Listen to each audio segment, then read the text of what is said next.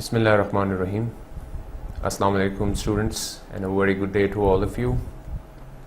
I welcome you to the 13th lecture of report writing skills.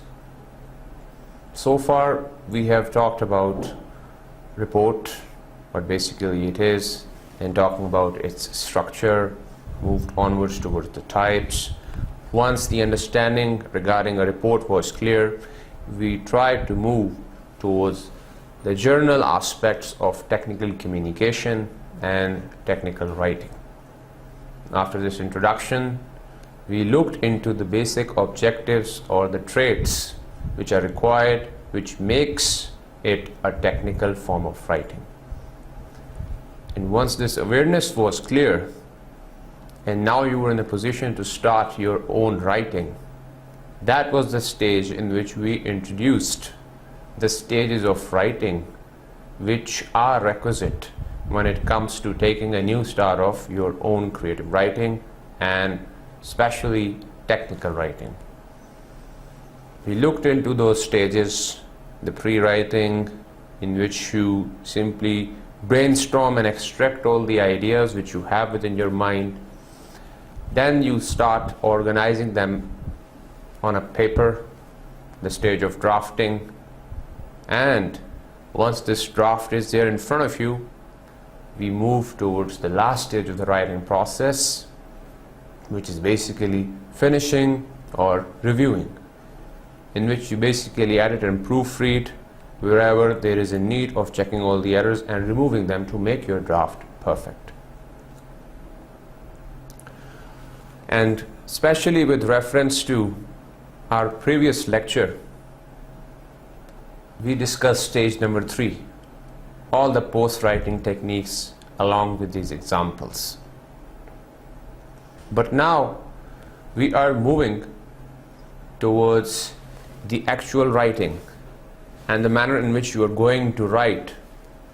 What points should be there within your mind once you are aware of all those stages of writing, how you're going to make your language, your communication and writing effective. That is also another important point to be considered, because now you have all the skills. You know how to extract, you know how to write, and how to simply check and edit. That is okay. But how to deliver when it comes to your written communication? Well, that certainly demands an awareness of this communication cycle, the manner in which it takes place. And that this awareness is basically going to give you a command over the effective communication, because this communication cycle is directly linked with our today's topic, that is the 7 C's of communication. If we talk about what is basically effective communication, that communication which successfully achieves the objectives and the goals and motives of the sender and the receiver. These are basically the 2 important components when we talk about the communication cycle. Even if you look at this picture in front of you, so the arrows are pointing towards the opposite end. For example, I am looking towards you, and right now you're watching my lecture. So we are also undergoing this process of communication. Although in our case, I'm the one, but in the case of a journal interaction, you have this 2-way process. But once again, it has a cycle. This cycle begins from me being the sender, and I am delivering a lecture, providing you some information. This information or message is being transferred to you through a medium. Then this medium is helping you to receive the information, you becoming the receiver. Once your comprehension is complete, you provide me and the university as a feedback. And this feedback, of course, is coming towards me and the university. That means that this is simply coming towards the end, this cycle, and it's going to take a start once again, keeping in view our own context, when you start listening to a new lecture. This is basically the communication cycle. Look at the picture. You'll have a clear idea that if this person is becoming the sender, the information is traveling. Let's suppose this is basically the information which is being simply transferred through a medium. In our case, of course, it's the internet.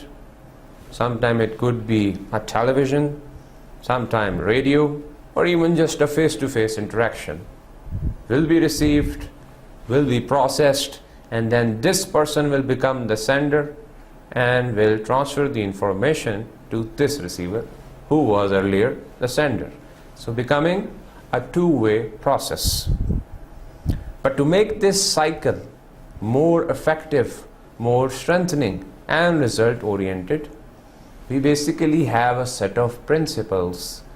Those 7 principles, those 7 qualities are generally known and termed as the 7 C's of communication. Not the C made of water, but basically referring to the letter C, because these words, these qualities, these attributes, they all have this common C at the beginning. And that's why these are categorized as the 7 C's of communication. When we talk about the reasons of our general communication, so you are well aware of the fact that we want to persuade an audience for accepting a point of view. We move ahead. This communication can also take place for providing a set of instructions, for directing someone to perform an action, as we have been discussing in the previous lectures. Then of course you provide a set of facts. Then of course you try to answer the questions which are probably there within your mind or could probably be there in the minds of the audience. You're going to clarify all these things as a result of this communication, and you also try to build trust and rapport by managing this working relationship. So these are some of the reasons, some of the purposes when you are undergoing this process of communication. Of course, this is also going to pass through that communication cycle that we have talked about. And to make that cycle, to make these reasons well achievable, you require those principles that I have referred to while discussing the previous slides as well. Of course, the answer is the 7 C's of communication, because these are used for strengthening your relationship and to make you professionally well developed and a person or an individual who is still progressing and developing with his or her strong communication skills, and those communication skills are developing as a result of applying those 7 C's of communication. This is basically a picture of communication in general. But if I move ahead and talk about the upcoming environment once you become a professional, so there will be few things about which you have to be very cautious and careful. The thing is, this sums up everything. Talking about a working environment, you have a specific number of hours in which you have to perform multiple tasks. So for everything almost you have less time, because you have to wind up many things within a short span of time. So being short of time, basically this demands that when it comes to your communication, so it has to be very to the point, very clear, and of course free from all errors, because if you commit the errors professionally, it will be very negative for you, developing a very negative persona in front of your other fellow colleagues. So this less time means no room for errors at all, especially within a professional environment and communication. And especially for this professional development and strengthening your relationship, you will have different environments in which different forms of communication will be taking place. We have these examples for you as well. You will be called for different meetings. You will be receiving and sending emails.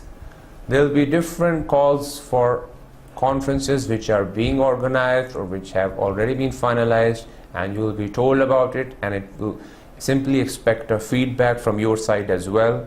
Then the one which we have discussed in detail at the very beginning, the reports, you will be receiving them. It will be expected from you to provide a set of reports as well.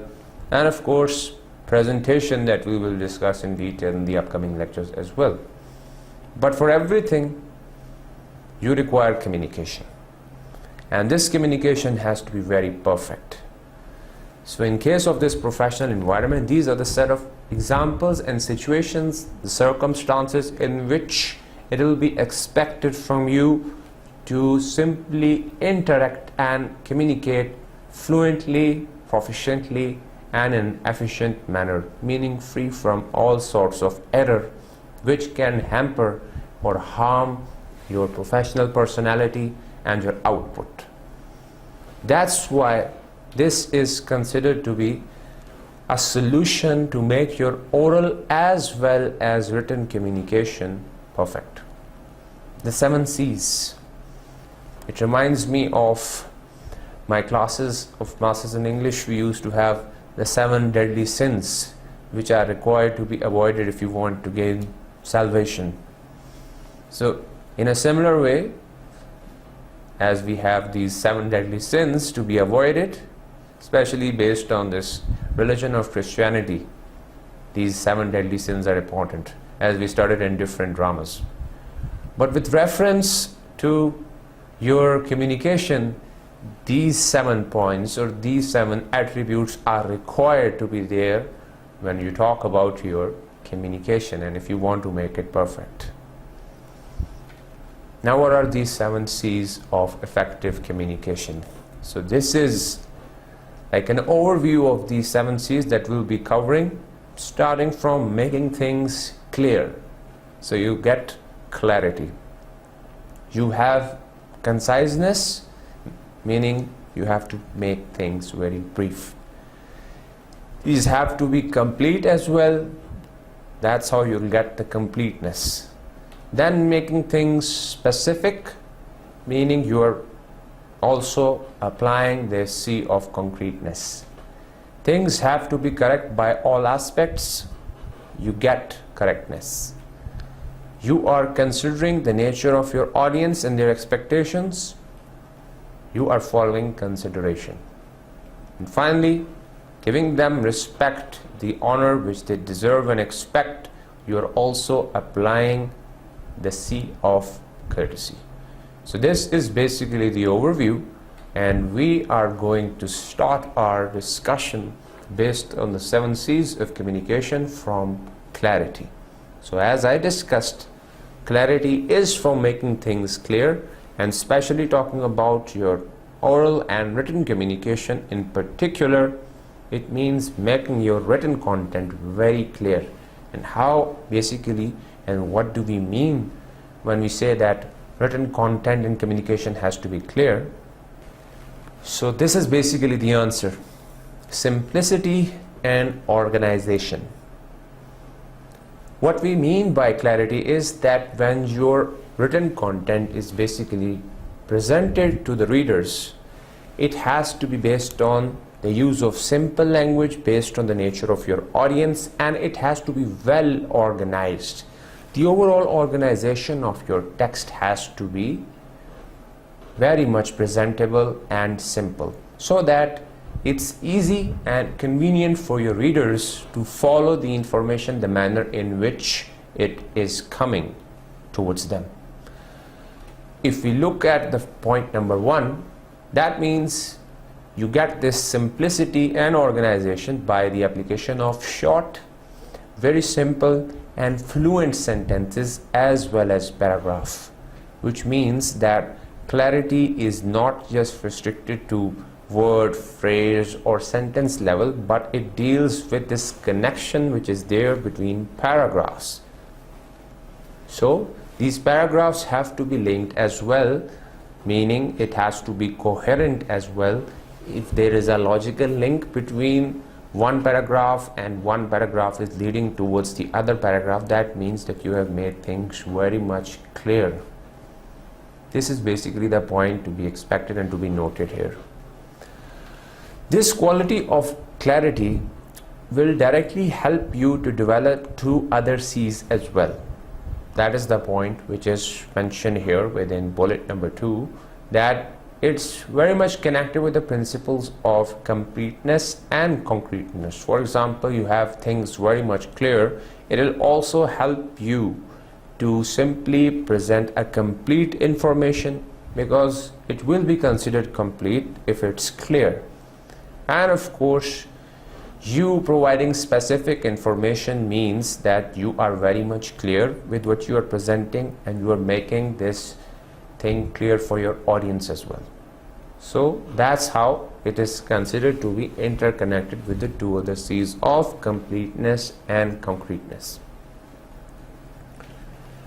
The reason why I call and simply emphasize the importance of linking paragraphs is that basically it's the big picture to support details. You focus on providing a bigger picture, and if this big picture regarding the content which is being provided to your readers is clear, by providing some supporting details wherever necessary, wherever it's feasible, then of course you are following the C of clarity. And that's why this becomes important. Focus on the bigger picture. This is basically the point. You can only make things clear or your content clear if the overall organization is refined, has been checked, is every point, whether it's directly linked or not, this thing has to be ensured, and only then your content will be considered clear. This was the point to focus, especially with reference to paragraph. Your ending of the paragraph should indicate what is coming in the following paragraph. Now we are well aware of this exercise, but we always miss this thing when we start writing, because our writing becomes more or less related to free writing. But that is the difference between free writing and the actual writing, which is done in stage number 2. You ensure that once you have written regarding a topic one paragraph with a specific topic sentence and some supporting details, the ending should indicate not only the conclusion of that idea, but should also lead your readers towards what's coming ahead, what is expected to be there within your following paragraph or the upcoming paragraph. This is basically the link which is going to make your content more clear and vivid for your readers. Now this thing has to be ensured as well, that your writing should simply indicate you are clear about your thoughts, you are clear about your ideas that you are presenting. Ideas of course would be there in the form of topic sentences with reference to paragraphs. But these paragraphs, these ideas should also indicate that your own thoughts are very much clear, your own perspectives, your outlook is clear, and that is why you are simply presenting it in front of your audience, your perspectives, to convince them to change their own perspective as well and to simply initiate an action. But first thing comes first, and that is that you should yourself be very much clear regarding the information which you are providing, and this clarity of thought will then be jotted down on a piece of paper, would look quite clear to your readers as well. And for that basically you have to use exact, appropriate and concrete words. So you can see the link over here as well. Concrete means coming up with specific information. If it is specific, it will be more clear to your readers as well. So coming up with exact and appropriate choice of words is something that you have to do when it comes to your clarity. Now there was a reference of fluent sentences, simple, short and fluent. So when we say fluent, that means you are fluent with something with which you are basically familiar.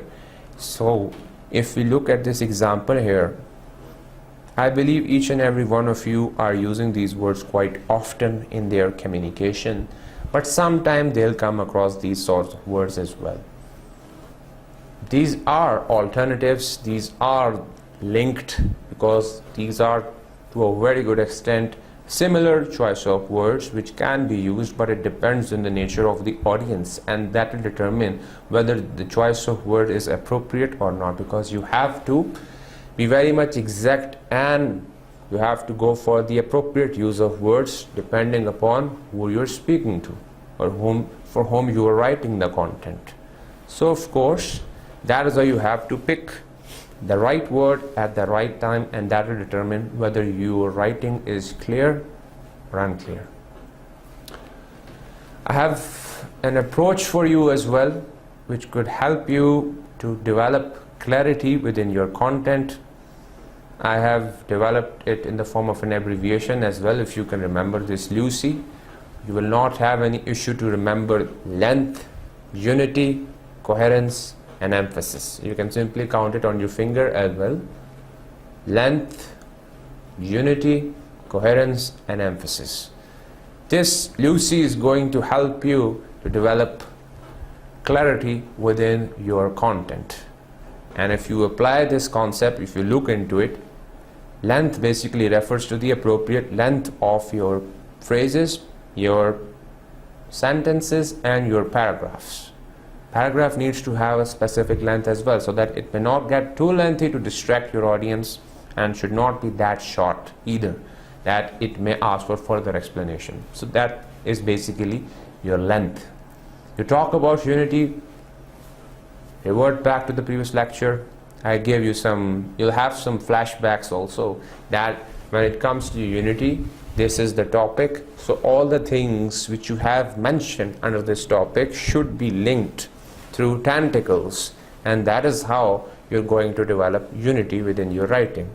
You have the central idea, and all the paragraphs are directly linked with that central point, directly linked with the theme. This is basically unity. You talk about coherence. Coherence is the link between sentences, the logical link between paragraphs. So the links which is there between paragraphs and sentences, the manner, this is the vertical link. You can call it as a vertical form of link which is developing between sentences, paragraphs. The logical link which is there is basically coherence. So, and then you need to understand how to emphasize on your point as well. If there is a point of emphasis within your writing, that means that you are applying this approach of Lucy, and that will help you to make your content more clear for your readers as well. Looking at a simple example, I'm sure you can help us, can be simplified and clarified, but you can surely help us. There is another point to be considered here, but we'll discuss it in detail in the upcoming slides and lectures as well. But that is how you make things more simple. Why making it lengthy when a short length can convey the same meaning? And that is how you can make a difference within your writing as well. Now looking at a detailed example as well, which would help us to understand and identify the errors when your writing is not clear, and how you can simply clarify it based on the principle of clarity. We have this conversation happening between Kamran and Ahmed. Of course, Kamran is addressing Ahmed, and if you look at it, I wanted to write you a quick note about Wasim, okay, who is working in your department. He's a great asset, and I would like to talk to you more about him when you have time. Best, Kamran. Okay, the communication seems appropriate when it comes to your grammar, but do you think it is making you more clear? Let's suppose if you are Ahmed, and if you have to look into what Kamran is saying, has Kamran made all the points clear to you? you would be telling yourself, I don't think so. There are a few points missing. For example, you want to write you a quick note about Wasim. So, okay, Wasim who? Which one? Maybe there are 2 or 3 Wasims working. So, no exact reference of which Wasim you're referring to. There could have been a surname as well, which could have helped to identify the actual Wasim this person is referring to. Then, who's working in your department? Okay, like what? What's so special about him that you want to talk about him? Because you're saying that he's a great asset, and I would like to talk to you more about him when you have time. What's so special about it? What's the actual thing that you want to refer to? So you can see multiple things are missing within this interaction taking place between Ahmed and Kamran. Simplified for you in the form of what about Wasim, what are the duties of Wasim, and what is the purpose of this conversation. What's so special about Wasim that you really want to discuss and have further talk on this person whom you have not even explained in detail that who this actually person is. Now, rectifying and applying the principle of clarity, have a look at this example. Hi Ahmed, I wanted to write you a quick note about Wasim Khan, who's working in your department. In recent weeks, he has helped the IT department through several pressing deadlines on his own time. So you got a special quality on one hand, you got the identification as well. We have got a tough upgrade project due to run over the next 3 months, and his knowledge and skills would prove invaluable. Could we please have his help with this work? I would appreciate speaking with you about this. When is it best to call you to discuss this further? Things clarified, purpose clarified, and the person has been clarified as well. Every aspect has been clarified, and that is how you can convert that a conversation which seems appropriate into a very clear example of clarity. That is how, if you practice and provide some good details based on the approach of Lucy and all the things which we have talked about, you can clearly come up with clarity within your content. Hopefully this principle has been clarified, and now we can place a tick and stamp over the first C of communication. Now the first C has been completed successfully, and now we're in a position to move towards the next C of communication, that is conciseness. What do we mean by conciseness? Making things very brief and to the point. You basically get to the point and hit the things in bullseye, as clearly evident from the diagram as well. Talking about this C and its connection with the other C's of communication, so it's basically linked with concreteness and consideration. You talk about conciseness. Conciseness means that you have to provide the specific information, the quality of concreteness, and keeping in view the nature of your audience, you're also developing consideration, so that the information is not too short for the audience to understand the basic point that you are making within your content. So it has to be kept in mind. This conciseness has to be developed based on consideration and concreteness. The basic focus when we talk about conciseness is the use of minimum words. We're talking about as minimum as possible.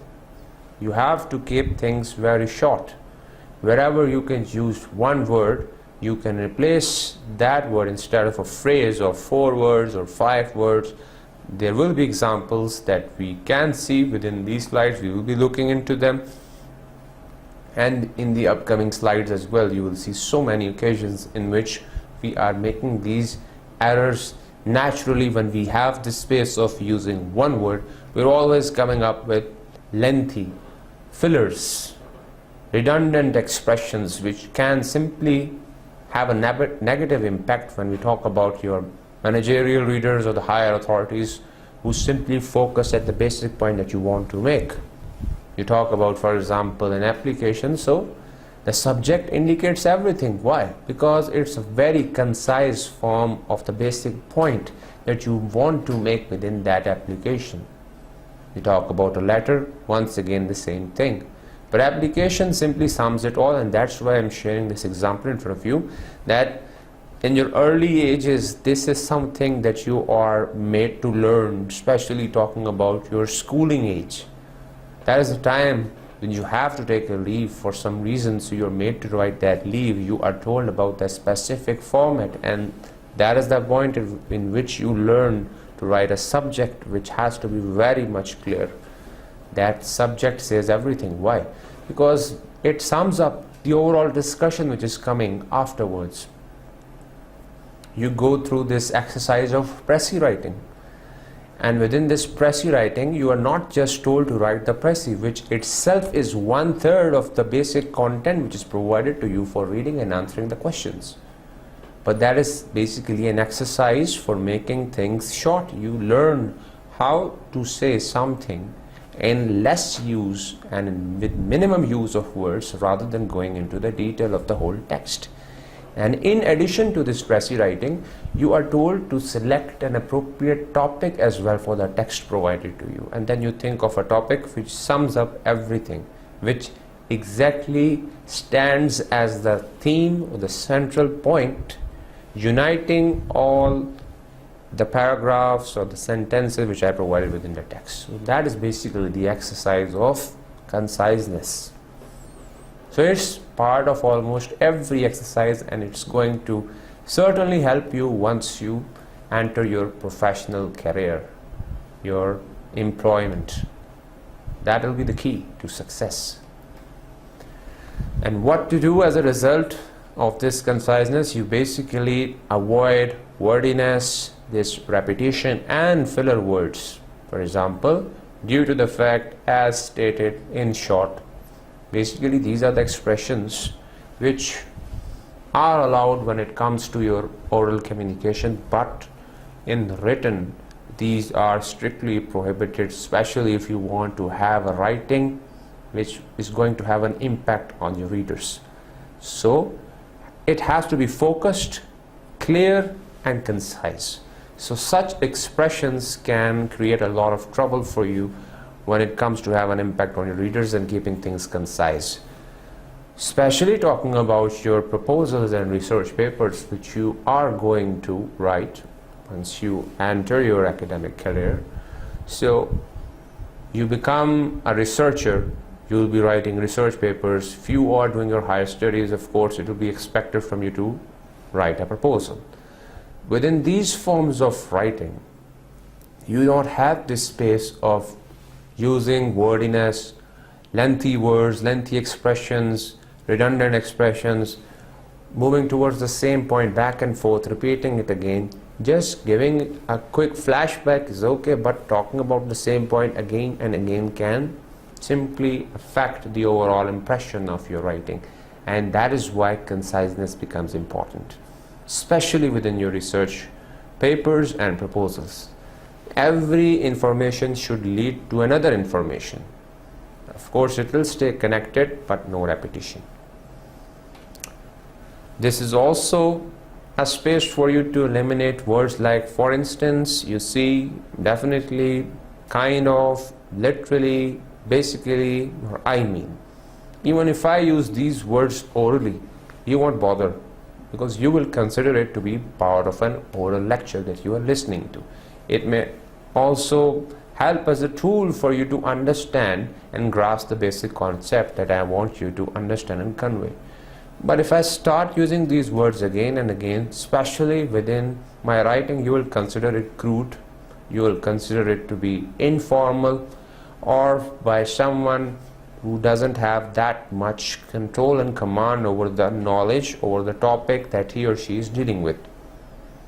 That is why these expressions are required to be eliminated, especially to develop conciseness within your written content. This is basically a quality which is going to save your time as well as your cost. Why I'm saying cost? Because, for example, when it comes to written communication, you have a paper and you are writing it, so of course you'll be doing this free writing exercise. And this free writing, or the early stage, stage 1, in which you are pre-writing, may require to use multiple words again and again, because you are not coming to that point that you really want to convey to your readers. So that means a bit more cost is coming towards your way, which can be avoided when we talk about conciseness. That if you are clear about the points that you have extracted, you may not have to write in details about those points when it comes to the actual writing process. You can simply say the things briefly rather than writing them in detail, which would require multiple paragraphs, multiple sentences. And applying your conciseness, you can say things on one page rather than writing it on pages. So that is how you can save cost along with time. Look at these expressions as well. The ones in bold are basically the replacement, a concise replacement of the expressions which are written in left. So at this time basically means now, or due to the fact has the same meaning as because, but over here you're taking more space, more page length, and over here you just have to write one word to say the same meaning. Why wasting your own time? Why wasting time of your readers when you can convey the same thing by a limited use of words?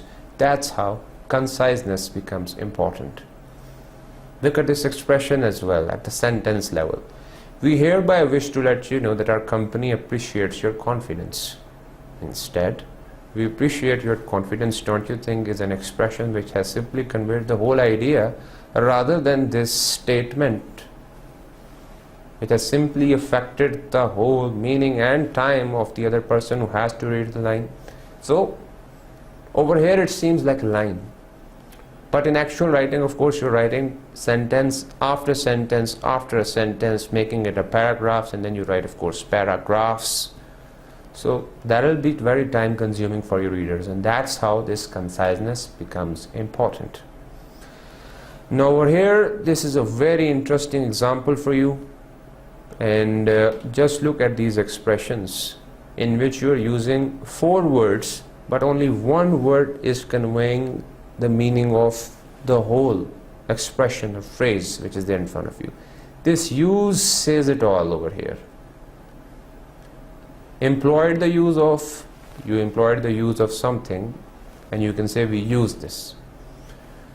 Look at the basic fundamental. Don't you think even if you don't write, the actual root word is fundamentals. Completely eliminate. Once you eliminate something, it will be, of course, completely eliminated. So you don't need to write this completely as an additional word, a supporting word to make it like a compound word. Eliminate itself is a root word conveying the meaning. Alternative choices. Alternative is itself a choice as well. Choices itself will also stand over here as well. Actual experience. Just focus on experience. Connected and then together. Just say connected. Final result. So sometimes we really are using such expressions within our writing. When it comes to spoken, still it will make some sense, but writing them will simply confuse your readers, and that's why these expressions has to be avoided. And talking about the last expression, what do you think will be the replacement? If I ask you, in as few words as possible, so you will simply go towards conciseness. You can simply say keep it concise rather than writing these words. So that is the difference. That's why concise itself is a single word conveying the meaning of 1, 2, 3, 4, 5, 6 words. Got the idea? That's how you can make a difference within your writing. Now look at these single word substitute as well for you to practice on your own. With regard to, you can write about, despite the fact can be written simply by although. At the present writing, you can simply say now. dash or someone XYZ is of the opinion that, or simply say dash thinks, in the first place can simply be replaced with first, at a rapid rate can be written just fast. So these single word substitute can do a lot of difference when you want to apply this C of conciseness within your writing. Now, applying all these points and approaches and bullets that we have just studied within our example, I'm calling it a bad example because you can simply look at it and get an idea that this thing basically looks a bit lengthy if we talk with reference to conciseness. You give it a reading, you'll get an idea that there are a few things which are a bit distracting for you as well. Let's look into it. Basically, Ali is writing to Ayan, and let's look into it, how it all begins and how it proceeds. I wanted to touch base with you about the email marketing campaign we kind of sketched out last Thursday. I really think that our target market is definitely going to want to see the company's philanthropic efforts.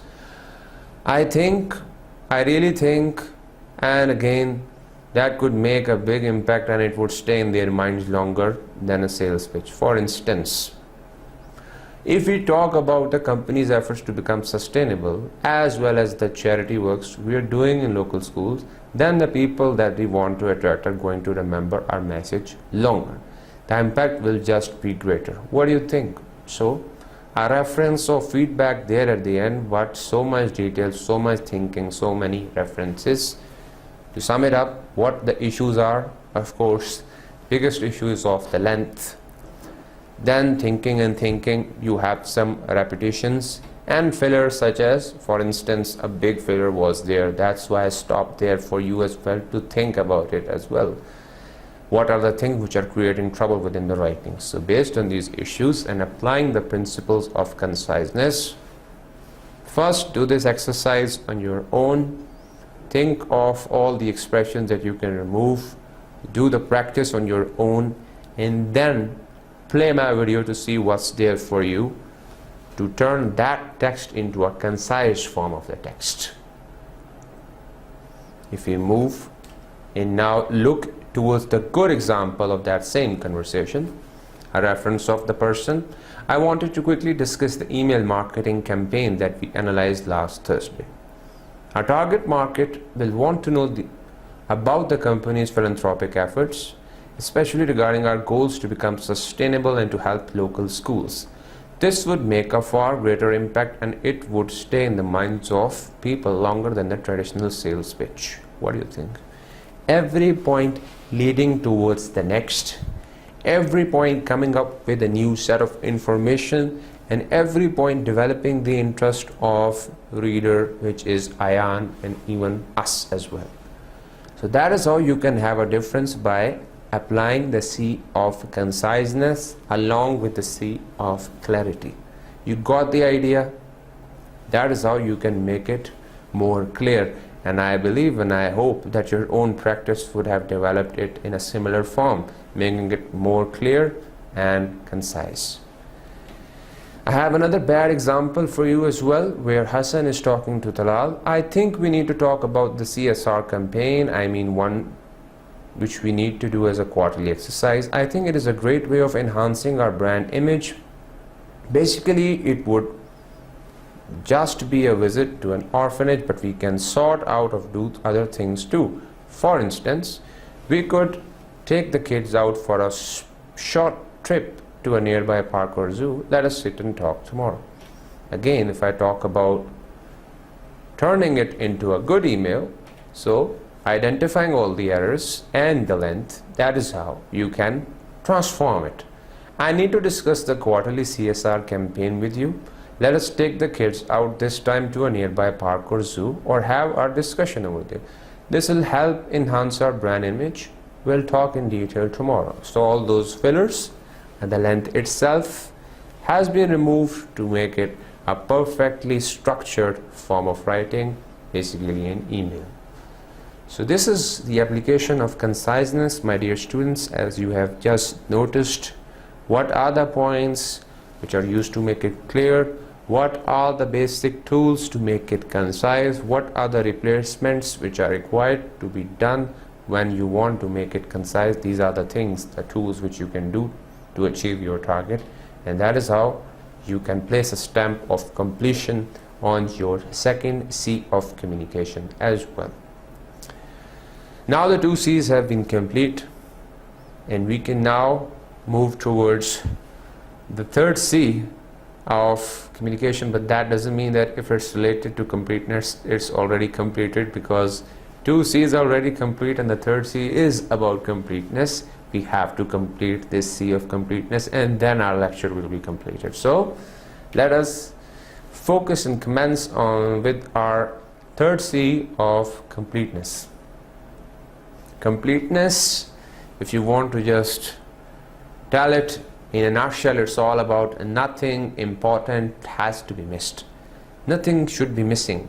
Everything should be there within the provided information, because if even a single point is being missed out, that will be like a loophole. That will create a vacuum which won't be filled up unless it is filled with some exact appropriate information which is required within that section, and that is how you're going to make it complete. So completeness, talking about its connection with the other C's of communication in the beginning, is related with clarity and courtesy.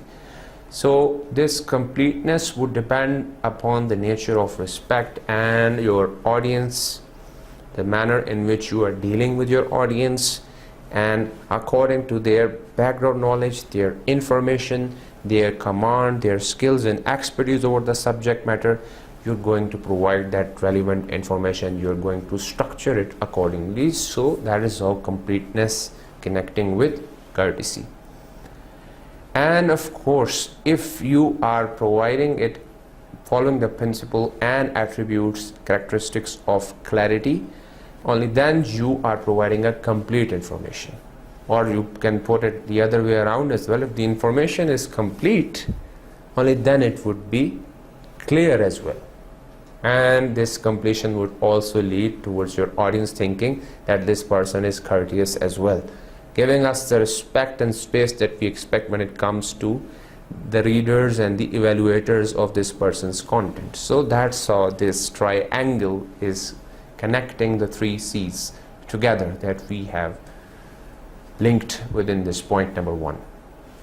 So within the bullet 2, as you can see, you have to provide everything required by the audience. So only then they will consider you to be courteous, and they'll consider you to be very much clear about the information that you are providing. So provide everything required by the audience, because in general occasion, whenever you are writing, it's based on a task assigned to you. So based on that job which you are supposed to do, you have to fulfill that job, that task and that duty, and once you perform it in the form of writing, that means that you have completed it. So in a similar way, you have to do it in writing as well. Content, of course, would be determined based on the nature of the audience, as mentioned in bullet number 1. That will show that you are being courteous and you are clear, making your audience clear as well. Of course, when we talk about this C of completeness, that means that you have to answer all the questions as well as giving extra details whenever desirable. As you will see in the upcoming discussion as well, that of course the topic itself becomes a question as well, a question asked by the audience, and you have to answer it by providing all the explanation with respect to that topic. But in addition, once you are doing this writing, that writing itself makes you write some information, some terms, some concepts as well, which if they are unknown to your audience would become a question as well. They can ask you, or once they are reading or going through the information, this question would come within their mind as well, that what does he or she mean by using this term or this concept that he is referring to. So while writing, you yourself may derive, or you may yourself form some questions based on the nature of the audience, of course.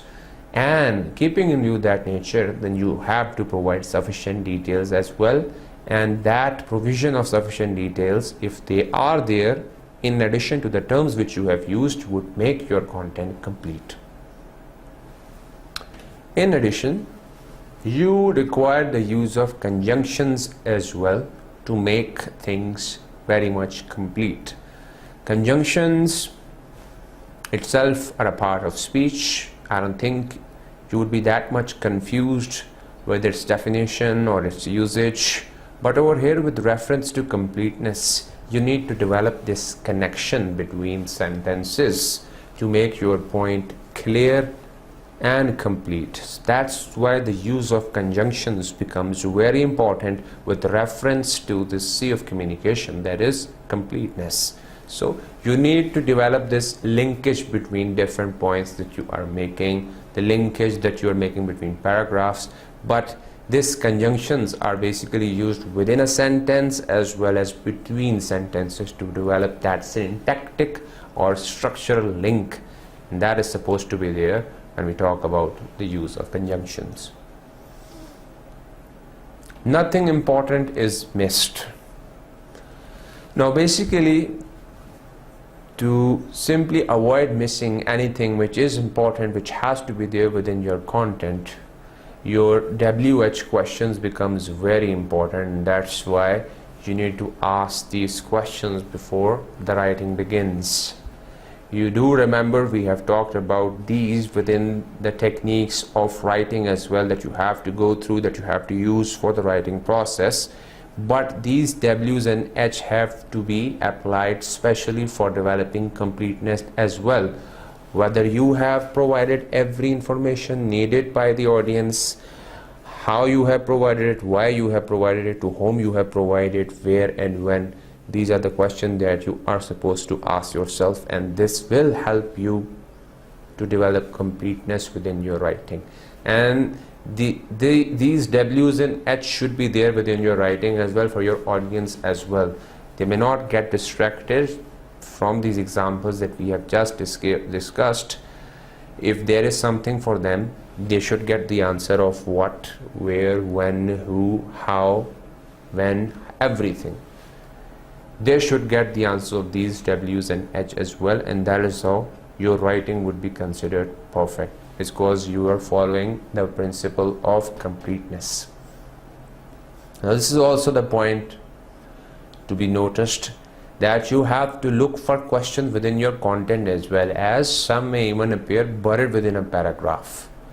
You have written a content and sometimes few of the points are giving rise to new set of questions. So in addition to those WH questions that you are answering within your writing, once you have clarified yourself and then trying to clarify your audience, you have to look for some additional set of questions as well, which might be buried or hiding within the context and the content that you have written.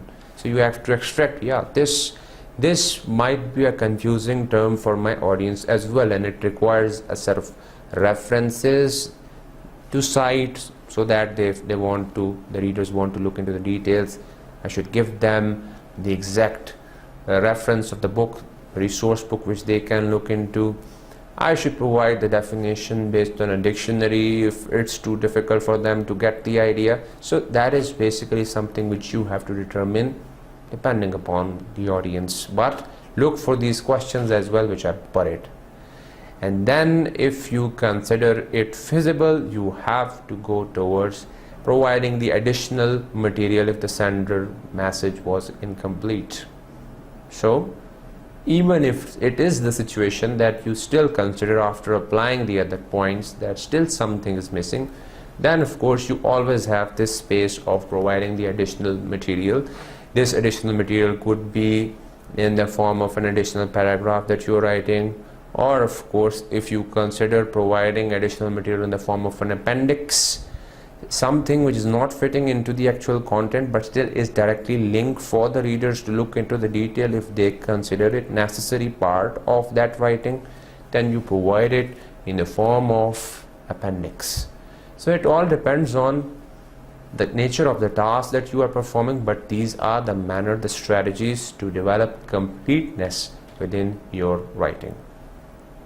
Now here is a bad example for you.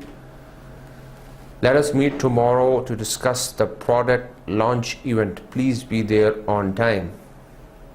Okay, even I can't get this idea regarding time, no specifics regarding the time. Then let us meet. Where to meet? To discuss the product launch event. What about it? No references by Murad, no details. Everything is missing for us all, even if we are the actual readers. So the questions are, there is no set agenda, there is no fixed location, there is no fixed time to talk about, and even the subject itself, project product launch event, what about it? So things are missing. So for your own practice, if you have to develop a situation, you can do this exercise. Try to rewrite it based on the principle of completeness. If there are a few points that you can add on your own, do this exercise.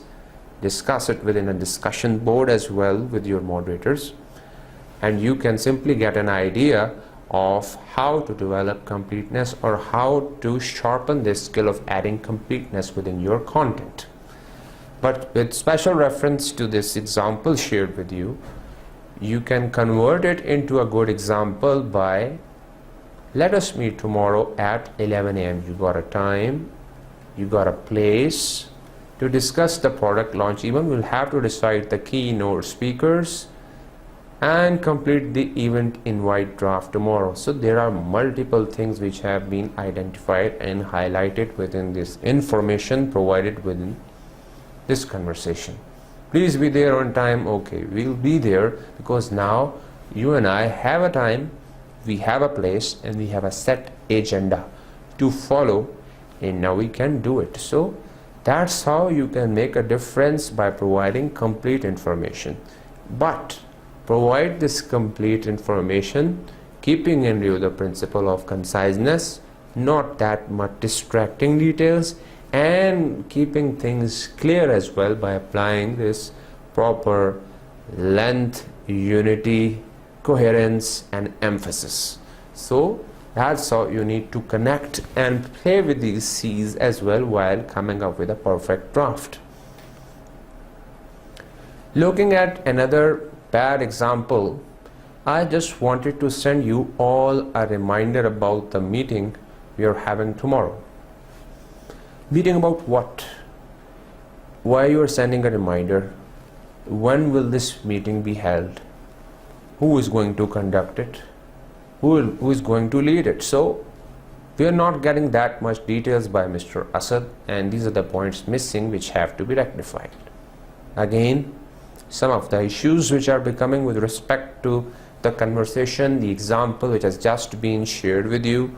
Where is this meeting? When will it begin? We are not getting any idea with respect to the previous discussion which we have just seen, and that's how we can say that it is missing this element or aspect of completeness.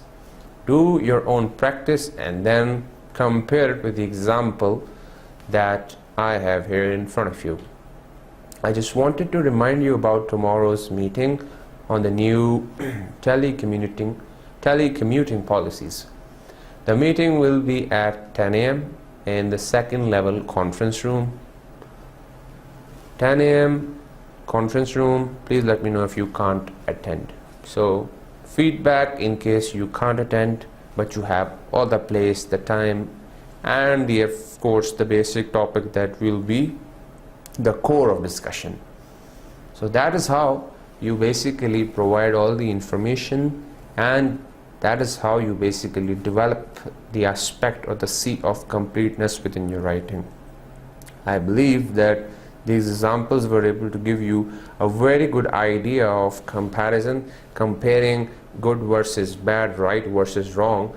But I can tell you and assure you that if you do your own actual practice of writing, and now keep in mind not just the techniques of pre-writing, writing and rewriting, but also when you are writing, following these principles that we have covered and the ones that are left that we will be covering in the upcoming discussion as well, would help you to become a perfect writer, and that's why it becomes very much important. So hopefully examples were very much helpful for you, and these four, concreteness, correctness, consideration and courtesy, will be coming ahead with some good interesting examples for you to have a comparison, and it will be very much helpful if you apply them all together within forming a draft. Within your stage number 2 of drafting, you keep in view all these principles, I ensure you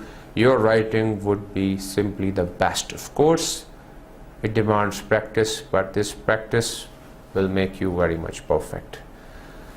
Set of references for you for your own further study, but these will be help you. You can find some good examples over here as well to give you an idea of how to practice these C's of communication. Lots of more to come, but you can get a good idea from these references as well with respect to these C's of communication. Let's say you're a student who is interested as a freelancer. However, you are not good at communicating with others. This ultimately results in losing productive projects, and that has been affecting your finances. To correct this, you need a comprehensive lecture on the 7 C's of communication. Let's discuss some of the common reasons why we need to communicate with others. You may want to persuade an audience to accept your point of view, or you may want to instruct an audience by directing actions. Your purpose is to convey facts, concerns, or questions you or your audience might have. Or you are trying to build trust and rapport by managing work relationships. These are succinctly put into the 7 C's of communication, which are clarity, conciseness, completeness, concreteness, correctness, consideration, and courtesy. This lecture covers a detailed description of the first 3 C's: clarity, conciseness, and completeness. Clarity can be achieved by writing short, simple, fluent sentences and paragraphs. This C is interconnected with the principles of completeness and concreteness. By clarity, we mean that a broader picture must be supplemented for details. Clarity of your thoughts and ideas is another important feature to consider. A way to achieve clarity is by making use of exact, appropriate, and concrete words in your writing. The Lucy approach, which stands for length, unity, coherence, and emphasis, is another way to achieve clarity. In this approach, you must keep a balanced length in your details, maintain unity with theme, keep content coherent, and emphasize important points. Conciseness is all about getting to the point. This C is linked with concreteness and consideration. By definition, you are concise if the words you choose are as minimum as possible. This can be achieved by avoiding wordiness, redundancy, and filler words. For example, the phrase "due to the fact" can be replaced with a single word "because." The obvious benefits are saving time and cost. The third C, completeness, is achieved when nothing important is missed out. The completeness C requires the content to be determined on the basis of the nature of its audience. It is necessary to answer all the questions being asked, furthermore, giving extra information if desirable. In the next lecture, you will be learning about the remaining 4 C's of communication. So far, I would like to conclude with the 7 C's, their overview, and then we have talked in detail regarding clarity, conciseness, and completeness. Hopefully, you would be able to apply them and do some exercise, do some practice, and this is going to be very helpful for your own writing.